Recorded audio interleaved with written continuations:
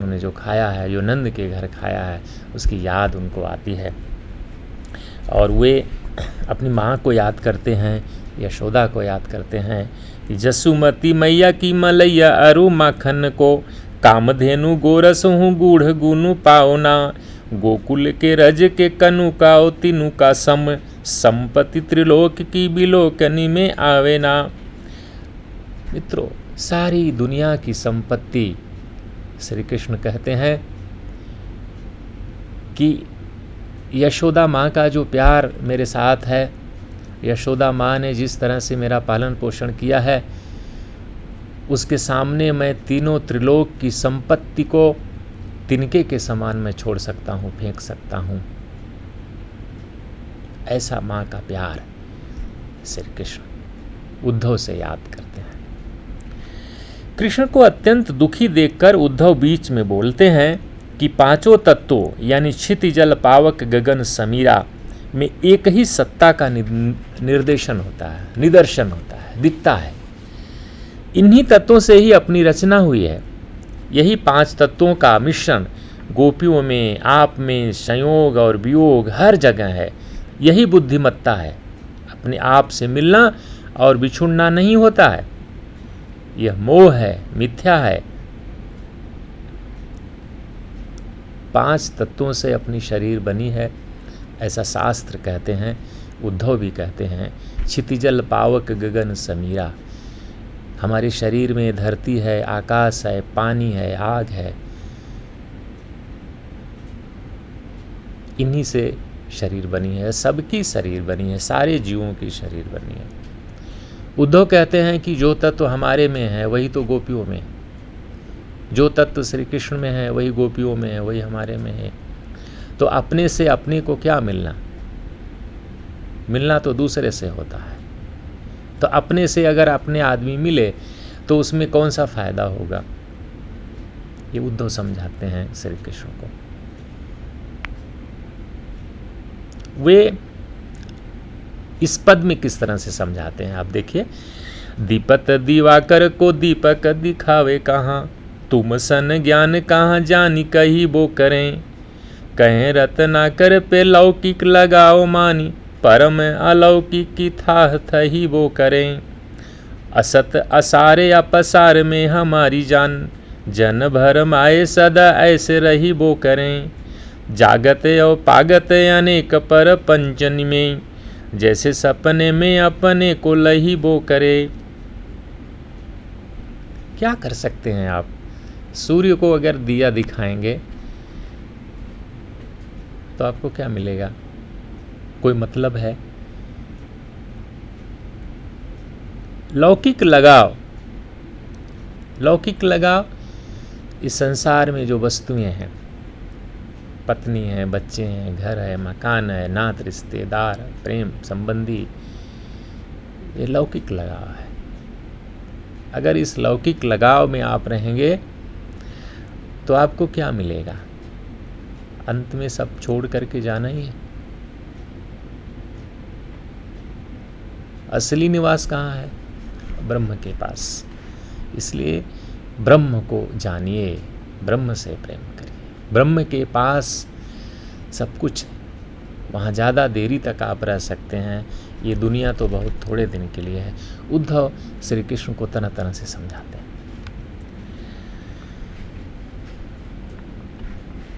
लेकिन श्री कृष्ण कहते हैं कि भाई जो हमें तुम समझा रहे हो, यही बात जा करके तुम गोपियों को समझाना, क्योंकि मेरा समझना न समझना वो अलग बात है, लेकिन मैं चाहता हूँ कि तुम यही बात गोपियों को जा कर के समझा के आओ, क्योंकि दुख गोपियाँ झेल रही हैं।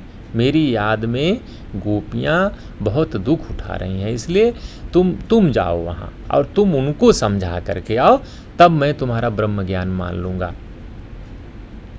उद्धव तैयार हो जाते हैं और चलते हैं। उद्धव के अंदर बहुत सारे भाव भरे पड़े हैं कि, लेकिन श्री कृष्ण इतने दुखी हैं चलते समय और बहुत सारा कुछ कहना चाहते हैं कि जैसे कुछ छूट रहा हो। बहुत सारी बातें वो गोपियों के लिए बताना चाहते हैं कि कि जो है आप ऐसा बोलना, ऐसा बोलना, ऐसा कहना, वैसा कहना, और भी बहुत सारी अंदर से बातें वो कहना चाहते हैं कि भाई ऐसा बोलना, वैसा बोलना, लेकिन बहुत सारी बातें वो कह नहीं पा रहे हैं, अंदर से निकल नहीं रही हैं। एक उदाहरण से हम इस बात को समझाते हैं आपको। जगन्नाथ दास जी रत्नाकर ने किस तरह से इसका वर्णन किया है। आई ब्रज पथ रथ ऊधो को चढ़ाई कान, अकथ कथान की व्यथा सो अकुलात हैं। कहें रत्नाकर बुझाई कछु रोके पाए, पुनि कछु ध्याई उर झात हैं। रससी उसासनि सो बही बही आसनि सो, भूरी भरे ही के हुलासन उरात हैं। और सिरे तपे विविध संदेशनि सो बातन की, घातन की झोंक में लगे ही चले जाते हैं। बहुत कुछ कहना चाहते हैं, अंदर से बहुत कुछ निकलता है, लेकिन वो कह नहीं पा रहे हैं। और उद्धव बिल्कुल तैयार हैं चलने के लिए, और जो अंदर से उद्धव को भी संदेश पहुंचाने का उत्साह है कि कितनी जल्दी से मैं गोपियों को अपनी बात समझा सकूंगा। और गोपियां तो क्या हैं, गोपियां तो पढ़ी लिखी हैं नहीं, श्री कृष्ण तो बहुत पढ़े लिखे हैं, इसलिए मेरी बात मानने को तैयार नहीं है। गोपियां तो निरी अनपढ़ हैं, गंवार हैं, गांव की रहने वाली हैं, उनको मैं जैसे चाहूँगा वैसे समझा दूंगा। उद्धव तो इस निसासा में है, इस मतलब ध्यान में है कि कितनी जल्दी से मैं पहुँचूं और गोपियों को समझा करके और उनका दुख दूर कर दूं। और दूसरी बात ये कि उद्धव यश भी कमाना चाहते हैं। उनको लगता है कि मैं अगर गोपियों को समझा दूंगा, अगर मैं गोपियों को समझाने में सफल रहा तो हमको इस संसार में बहुत सारा यश मिलेगा कि उद्धव ने गोपियों के कष्ट को दूर किया। नहीं तो फिर हमारे समझाने का फ़ायदा, श्री कृष्ण तो पढ़े लिखे इसलिए नहीं समझ रहे हैं, गोपियाँ तो मेरी बात तुरंत समझ जाएंगी, इसलिए वे अंदर से जल्दी में भी हैं कि जल्दी से मैं ब्रज पहुंच जाऊं और अपनी बात कहना शुरू करूं। लेकिन ऐसा होता नहीं है। जैसे ही उद्धव ब्रज की गलियों में पहुंचते हैं, वैसे ही लगता है कि उनके ज्ञान की गठरी खुल जाती है। और जैसे गठरी होती है, तरह तरह की चीज़ें उसमें हम लिए रहते हैं, और अगर कहीं वो खुल जाए तो सारी चीज़ें बिखर जाती हैं। कोई चीज़ कहीं पड़ जाएगी, कोई कहीं पड़ जाएगी, कोई कहीं पड़ जाएगी, और फिर उनको समेटना ज़रा मुश्किल होता है। तो उद्धव की ज्ञान की गठरी ब्रज में जाते ही खुल जाती है। इस बात को कवि देखिए कैसे कहता है। लेके उपदेश और संदेशपन उधो चले, और सुजस कमाई वे ऊछा है उदगार में।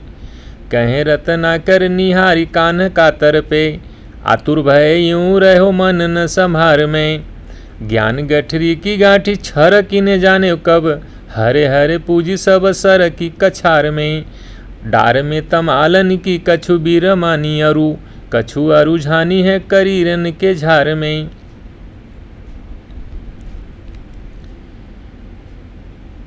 अब जैसे ही उद्धव ब्रज में पहुंचते हैं, बहुत सारा ज्ञान लेकर के पहुंचे हुए हैं, लेकिन ब्रज की जो माटी है उसका जो प्रभाव है, उस माटी के प्रभाव से उद्धव को लगता है कि वे प्रभावित हो रहे हैं। उनका मुखमंडल एक अलग रूप लेता जा रहा है, बदलता जा रहा है, और उनका जो घमंड है, उनका जो अहंकार है, ज्ञान का जो अहंकार है, वो अहंकार पिघल रहा है, पिघल करके बह रहा है, और उनको एक प्रेम सुख की अनुभूति होने लगी है। एक अलग अनुभूति में वे विचरण करने लगे हैं। तो अभी तो श्री कृष्ण, अभी तो उद्धव ब्रज के रास्ते में है, अभी वो पहुँचे नहीं हैं, गोपियों से मुखातिब नहीं हुए हैं, किसी से बात नहीं हुई है, अभी तो रास्ते में है, चल रहे हैं, पहुँचना चाहते हैं, पहुँच गए हैं लगभग, तब की यह बात है। और आगे गोकुल की माटी ने उनके ऊपर निश्चित रूप से प्रभाव कर दिया और उनकी आंखें भर आती हैं। थोड़ी देर के बाद उद्धव ब्रज में पहुंच जाते हैं और एक पद के द्वारा इस बात को कवि कहता है कि पहुंचते हैं तो क्या क्या होता है उनके अंदर। दुख सुख ग्रीसम शिशिर न व्यापे जिन्हें, छापे छापे एके ही ये ब्रह्म ज्ञान साने में। कहें रतना कर गंभीर सोई उद्धव को, अधीर उधीर आने वानी ब्रज के सीवाने में। और मुख रंग भयो शिथिलित अंग भयो, बैन दबी दंग भयो गर गरुआने में। पुल की पसीजी पास चापी मुरझाने कापी, कौन जाने बहती बयारी बरसाने में। ऐसे उद्धव जिन पर न तो गर्मी असर करती है न तो शीत ऋतु असर करती है, जो हरदम ब्रह्म की बात करता है, ब्रह्म ही उनका सब कुछ है, निर्गुण ब्रह्म उनका सब कुछ है, ऐसा उद्धव ब्रज में पहुंचते ही बदलने लगता है, पसीज जाता है। ब्रज की ऐसी हवा है, ब्रज की ऐसी बयार है कि जैसे ही ब्रज की बयार उनको लगती है, उनमें तरह तरह के परिवर्तन होने लगते हैं। जैसे ही लोगों को पता चलता है, गोपियों को पता चलता है कि मथुरा से कोई संदेश लेकर के आया है श्री कृष्ण का, और पहली बार आया है, वर्षों के बाद आया है, तो उस ज़माने में विद्यार्थी मित्रों इस तरह का सूचना तंत्र तो था नहीं, संदेश ही चलते थे। तो अपना काम काज छोड़ करके, अपना घर छोड़ करके, अपने लोगों को छोड़ करके गोपियाँ नंद के घर की ओर दौड़ती हैं। जल्दी पहुंचने की होड़ है कि जल्दी पहुंच करके और हम अपनी बात सुने कि कृष्ण ने किसको भेजा है और किस लिए भेजा है। सांस रोक करके वो दौड़ती हैं और कवि इस बात को किस तरह से कहता है कि भेजे मन भावन के उद्धव के आवन की, सुधि ब्रज गावनी में पावन जब लगी। कहे रतना कर गुआलिन की झौरी झौरी, दौरी दौरी नंद पौरी आवन तबे लगी। उझकी पद कंजन के पंजन पे, पेखी पेखी पाती छाती छोहनी छबे लगी। हमको लिखो है कहाँ, हमको लिखो है कहाँ, हमको लिखो है कहाँ कहन सबे लगी। मित्रों, गोपियों में होड़ है श्री कृष्ण के संदेश को सुनने के लिए, इसलिए वे झुंड की झुंड नंद के दरवाजे पर दौड़ करके आ रही हैं और पंजों पर खड़ी हैं, अपने पंजे पर खड़ी होकर के और उझक करके देख रही हैं। श्री कृष्ण के दूत उद्धव जो एक विशेष मुद्रा में है, विशेष पहनावे में है, सिर पर पगड़ी है, दाढ़ी मूछ नहीं है, शरीर नंगा है, पोतड़ी पहने हैं, तिलक लगा हुआ है। तो पहली बात तो गोपियों को ये संदेह पहले ही हो जाता है कि श्री कृष्ण तो बहुत छैल छबीले हैं, सुंदर वस्त्र पहनते हैं, मोर में मुकुट, मोर का मुकुट लगाते हैं, मोर के पंखे का, और ये संदेशवाहक किस रूप का है। तो उनको शक तो होता है कि कुछ विशेष बात है, लेकिन पहले वो चिट्ठी पढ़वा लेना चाहती हैं जो पत्र उन्होंने उद्धव को दिया है गोपियों के सामने पढ़ने के लिए।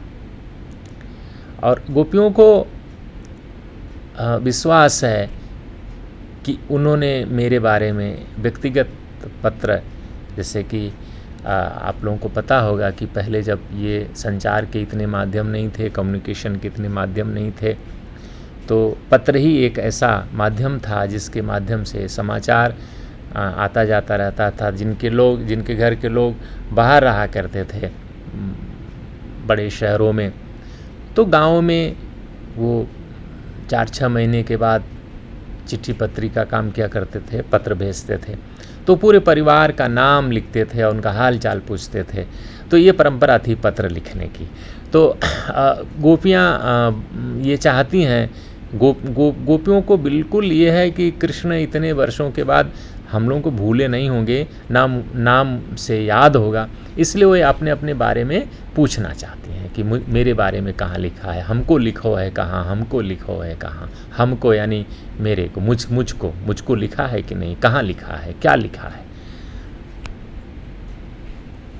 ब्रज की नारियों की ऐसी दशा देखकर उद्धव की सारी चालाकी पानी की तरह बह जाती है।